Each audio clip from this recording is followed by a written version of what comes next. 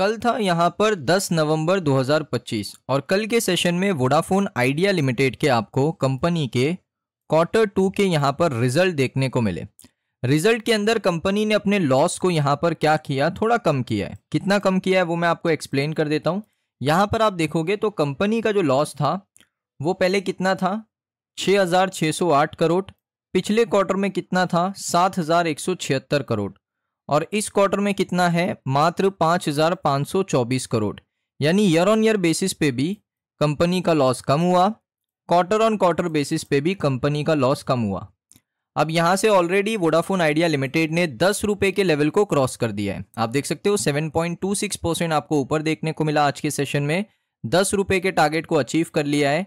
क्या यहाँ से ये शेयर आपको 14 रुपये के टारगेट को अचीव करता हुआ देखने को मिलेगा, इस वीडियो में जानेंगे। सबसे पहले दोस्तों मैं आपको बता देता हूं कि टारगेट क्या निकल कर आ रहा है। सो वोडाफोन आइडिया शेयर्स को लेकर दोस्तों यहां पर सिटी का टारगेट निकल कर आ रहा है 14 रुपीज़ का, 14 रुपये का टारगेट निकल कर आ रहा है। सिटी ने ये इतना बड़ा टारगेट दिया क्यों, वो देखते हैं। तो यहां पर उन्होंने सबसे पहला रीज़न दिया कि कंपनी ने अपने लॉस को रिड्यूस किया है ईयर ऑन ईयर बेसिस पे भी और क्वार्टर ऑन क्वार्टर बेसिस पे भी। ये पहला रीज़न उन्होंने दिया। उसके बाद उन्होंने दोस्तों यहाँ पर बताया कि वोडाफोन आइडिया को रिसेंटली सुप्रीम कोर्ट ने यहाँ पर एक रिलीफ प्रोवाइड करने की कोशिश करी है। सुप्रीम कोर्ट ने कहा है डिपार्टमेंट ऑफ टेलीकम्युनिकेशन को कि आप लोग वोडाफोन आइडिया लिमिटेड का जितना भी पुराना एजीआर का ड्यूज है उसको एक बार रिकंसाइल करो, रीअसेस करो फाइनेंशियल ईयर 17 तक, जिसमें इंटरेस्ट भी आएगा, पेनल्टीज भी आएगी। और इससे दोस्तों कंपनी का जो फाइनेंशियल प्रेशर है वो यहाँ पर कम होगा। और दोस्तों अगर ऐसा होता है कि इंटरेस्ट, पेनल्टीज और आप कह सकते हो कि पुराने एजीआर पे कंपनी को रिलीफ मिलता है तो उससे कंपनी बहुत ही जल्द यहाँ पर फंड रेज करती हुई देखने को मिलेगी। और अगर फंड रेजिंग होगा ना तो कंपनी क्या करेगी, अपने ऑनगोइंग कैपेक्स के अंदर काम करेगी, उसको इम्प्रूव करेगी। उसके साथ कंपनी अपने 5G सर्विसेज लॉन्चेस को प्रोग्रेस करेगी जो बहुत समय से रुका हुआ है। उसके बाद कंपनी अपने डेट रेस को यहाँ पर क्या करेगी, प्लान करेगी। और साथ में यहाँ पर अपने एजीआर में रिलीफ मिलने से कंपनी की फाइनेंशियल हेल्थ आपको इम्प्रूव होती हुई देखने को मिलेगी। और ये जो टारगेट है 14 रुपीज़ का, ये मीडियम टर्म के लिए है। 14 रुपीज़ का जो टारगेट सिटी ने दिया है वो मीडियम टर्म के लिए दिया है।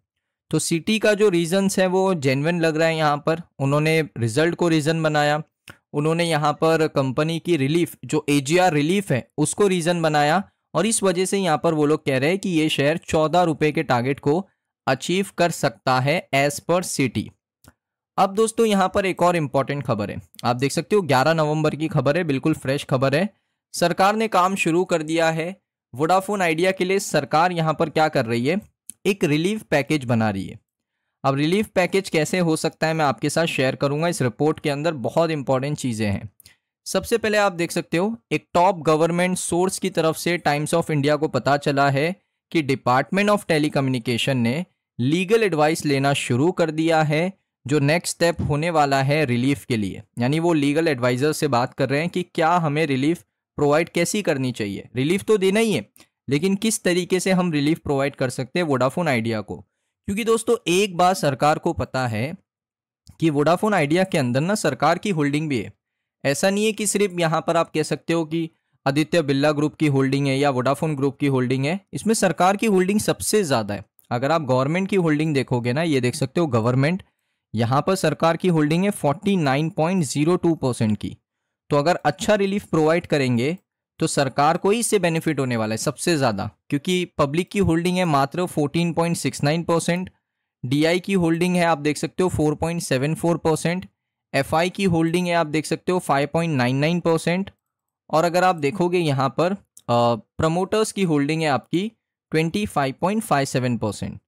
सो यहाँ पर सरकार की होल्डिंग ही सबसे ज़्यादा है। और सरकार की होल्डिंग आप देख सकते हो 22% थी, 22% से 49% हो गई। क्यों हो गई, सभी को पता है कि जो ड्यूज था उसको यहाँ पर इक्विटी में वोडाफोन आइडिया ने कन्वर्ट करके सरकार को दिया। तो यहाँ पर रिलीफ जितना अच्छा मिलेगा उतना वोडाफोन आइडिया के को लोगों को बेनिफिट तो होगा, लेकिन सरकार को सबसे ज़्यादा बेनिफिट होगा। तो यहाँ पर इसीलिए लीगल एडवाइस ली जा रही है।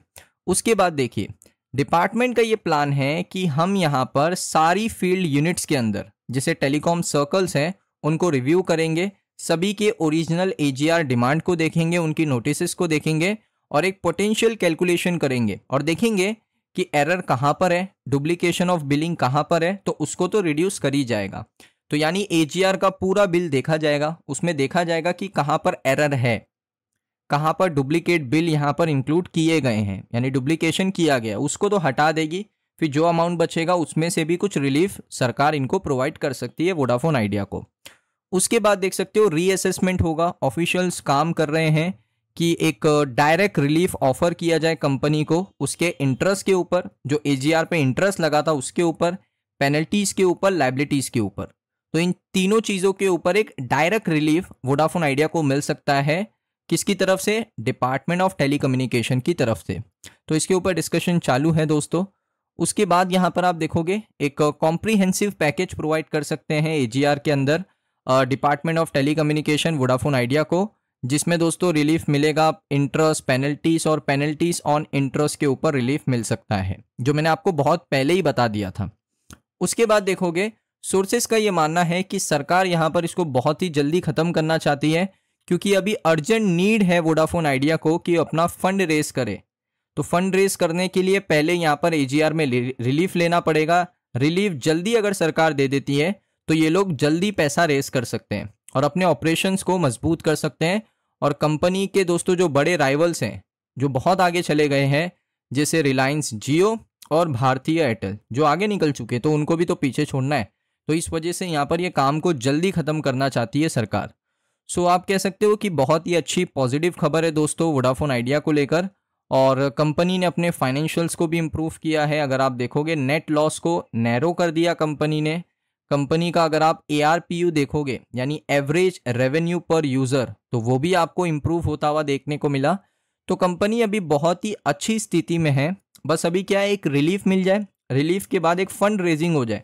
फंड रेजिंग इस वजह से इंपॉर्टेंट है क्योंकि कंपीट करना है ना भारतीय एयरटेल के साथ, रिलायंस जियो के साथ। तो एक बार उनसे कंपीट करने के लिए 5G नेटवर्क्स को इंप्रूव करना ज़रूरी है, जो कि सबसे पहली प्रायोरिटी है वोडाफोन आइडिया लिमिटेड की, कि वो अपनी 5G सर्विसेज को रोल आउट करेंगी और अर्बन एरिया में भी, रूरल एरिया में भी उसको इंप्रूव करने की कोशिश करेगी वोडाफोन आइडिया। इस वजह से ही तो फंड रेजिंग वोडाफोन आइडिया करना चाहती है। सो दोस्तों वोडाफोन आइडिया की जो अभी की स्थिति है वो इम्प्रूव हो चुकी है। अगर आप उसको कंपेयर करोगे पुरानी स्थिति से, जो पुराना उनका प्लेस था वो बहुत ही ख़राब था, जहाँ पर उम्मीद नहीं लग रही थी कि रिलीफ मिलेगा, लेकिन अब रिलीफ मिलने के चांसेस सबसे ज़्यादा हैं। तो आपकी क्या राय है वोडाफोन आइडिया को लेकर, कमेंट सेक्शन में बताइए। अगर आपको ये वीडियो अच्छा लगा हो, वीडियो को लाइक करें। चैनल पे पहली बार आए हो, चैनल को सब्सक्राइब कर लो, बेल आइकन को हिट कर नोटिफिकेशन को ऑल पे ज़रूर सिलेक्ट कर लेना। मिलता हूँ दोस्तों नेक्स्ट वीडियो में।